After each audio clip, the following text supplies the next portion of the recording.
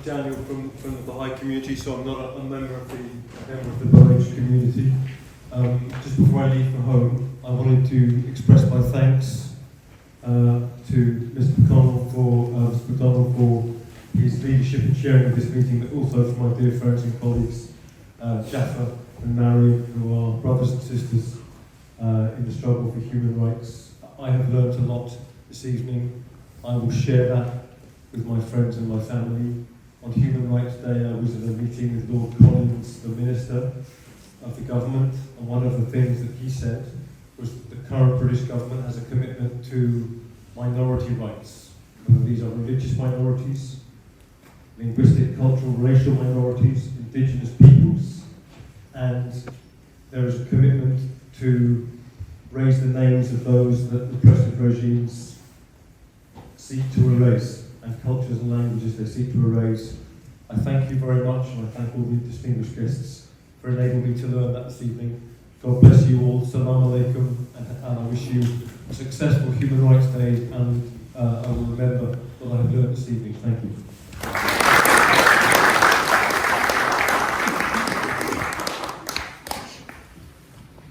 Any other comments or questions?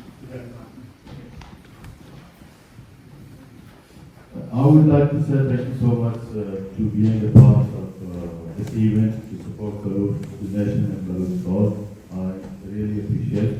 And my question is how to raise voice and just send messages to the British Parliament, because ongoing situation in Balochistan, I'm sure the British government knows what's going on in Balochistan.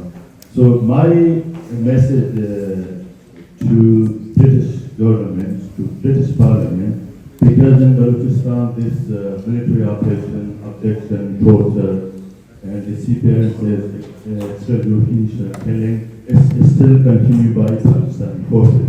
So my demands are to the United Kingdom, UK government, to pass my messages, to raise their voice, to stop this problems in Balochistan. And my request to British government to intervene in Balochistan, because this is ongoing every single day. Baloch people are receiving mutilated dead body. I'm sure there's so many people in this room, they're victims. Somebody has been disappeared, they're still missing. Somebody brother, somebody father, they're still missing. So my message to the British government, to pass my message to British Parliament, to stop Pakistan, to Baloch genocide. Thank you. I'm grateful for the organisers of tonight bringing us all together. We've had a few MPs here, but not enough. So we have to be persistent. We can't just do this once. We have to run a strategy where event after event of lobbying MPs takes place. So one of the things I'll be suggesting to the organisers of today's event is that in the new year we'll organise what is a traditional lobby. What a traditional lobby of Parliament is that we choose one day of significance where we tell MPs the British community is coming here. And we get people writing to their MPs and say, I'm coming to lobby you. And we organise people to come in numbers. And then when they come, there's a system here where the MP is written to, say, we want to see you. And then when the person turns up, there's a system whereby a note is sent in, and the security here go and find the MP to meet. And it's a traditional lobby that's one of the most effective ways of getting the information across to people and urging MPs to act. And what we're trying to do is raise the level of awareness from almost non-existent to a level where no MP in this place doesn't know the issue and therefore doesn't know what our demands are. But that's going to take a lot of effort and time. And tonight we've demonstrated, haven't we, that with a small organising group who came together, we can turn out the numbers, in large numbers, of people who want action. So the next stage will be the new year. We're not going away. We're going to keep on being active and involved in strategy whereby we will seek action from the UK government. Because exactly as we've seen today, the suffering is such that we can't stand to one side. Our final speaker.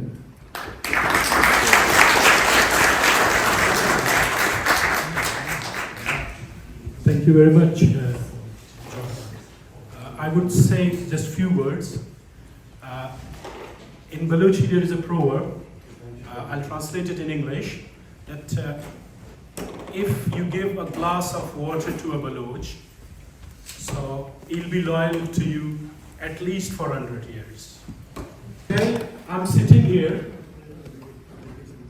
I've got a friend over here, he was abducted, he was tortured. Then his son, both of them they are present here. Then his son, when he was just 16, he was abducted, tortured. Again abducted and tortured. The video where boys were planted in a vehicle is one of very close family members are with us here. And his brother is missing. So the support you're giving to us, as our struggle is passing through generation to generation. So your support, your kindness, as I said, a glass of water.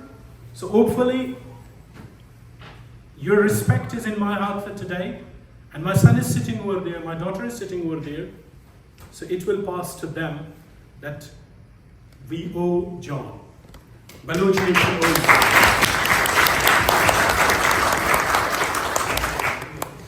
Regarding these human rights violations, again, last week I said few words in the same parliament. The people, they are being abducted. Zahid Kaur, Zakir Majid, Shahid Qayyum, one of our friends was killed. Many like this, thousands of people. They are not struggling for human rights specific only. They were not only struggling for gas which comes from Suez and it goes to completely Pakistan. The people, they were struggling, they are being abducted, they are being tortured, or they are being killed. They are struggling for the independence of Balochistan. And we know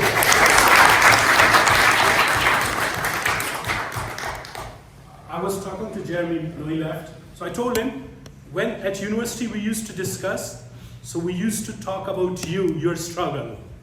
And maybe at that time, our knowledge was very limited. So we have got another example, a revolutionary leader sitting with us. John, thank you very much.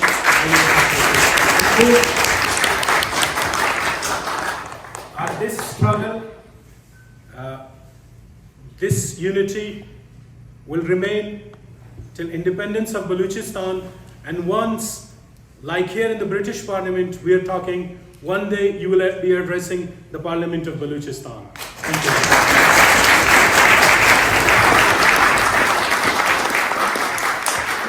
Can I thank everyone for coming? Can I thank all those who organised, the small committee that came together to do that. But the organisational skills that men have are by far outpassed by the organisational skills of women. So there's two women I'd like to thank who've not only helped organise, negotiated with the security and got us through, and that's Mariam and Jackie. So thank you very much for your support. Go home tonight, but we'll be in touch with everyone again, and we'll be running, as I said, if the organisers are happy with that, we'll be organising a traditional lobby in the new year when we want to mobilise people in their hundreds to come here. But you'll receive information about that. We'll talk about the techniques of that so people are properly prepared and trained to be effective in that. And in that way, we'll go to the next plateau of levels of awareness. We're going to win this, aren't we? We're going to succeed. Thank you.